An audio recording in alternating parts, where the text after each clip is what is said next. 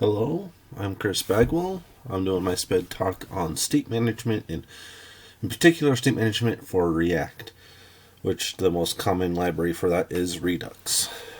Most commonly used, I should say. If you are ask a developer what is state or state management, you will probably get multiple answers like it's all the variables in the entire application, or it's just the data in the entire application, or something like that. Rather, when dealing with React in particular, we have a library called Redux, which is a way to facilitate communication and share data across different components in your React application. It was created by Dan Abramov and Andrew Clark in 2015 to simplify the management of state. All right.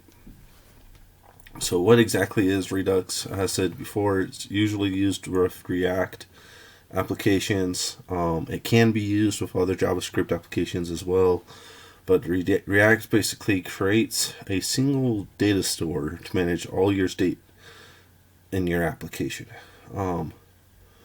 Basically, what this means is it makes it easier for developers to know exactly what is happening to the state in their application. So the where, what, when, why, and the how of the state in the application.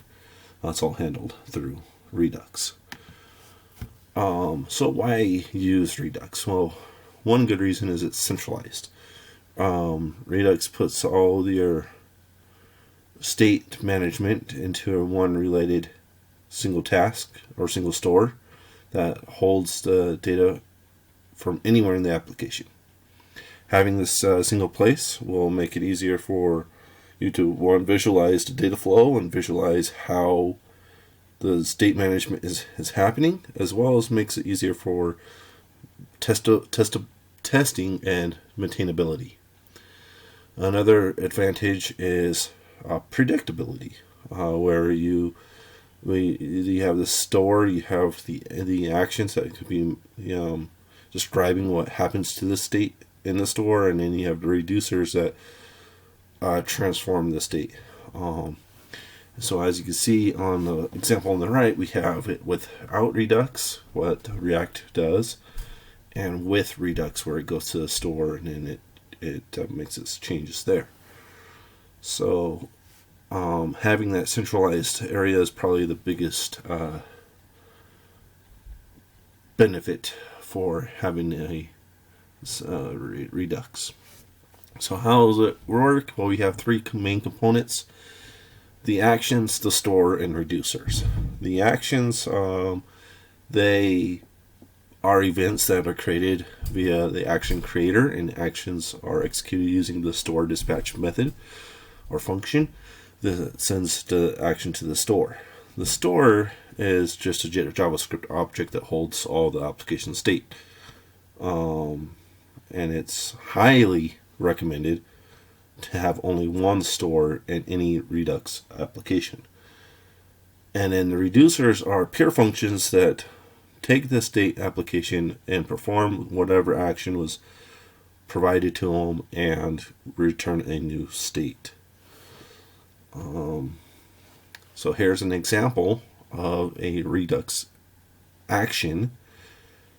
It has just plain JavaScript object, but it has to have a type and a payload. The type will indicate the type of an action that be carried out, and the payload is the information that should be changed using this state.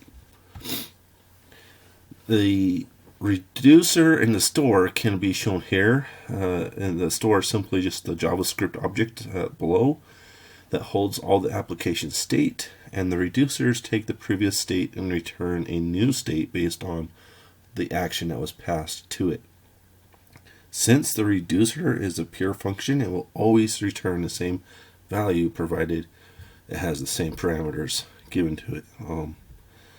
So there's state reducer, there's Redux reducers and store.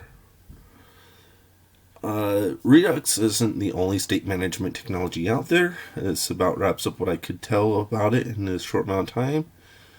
There are other state management libraries or frameworks that might be better for you, like MobX or Vuex or GraphQL. It's up to you to research your technology, research what needs to be the best fit for your application. Thank you for your time, and thanks for learning about Redux with me. And here are my resources.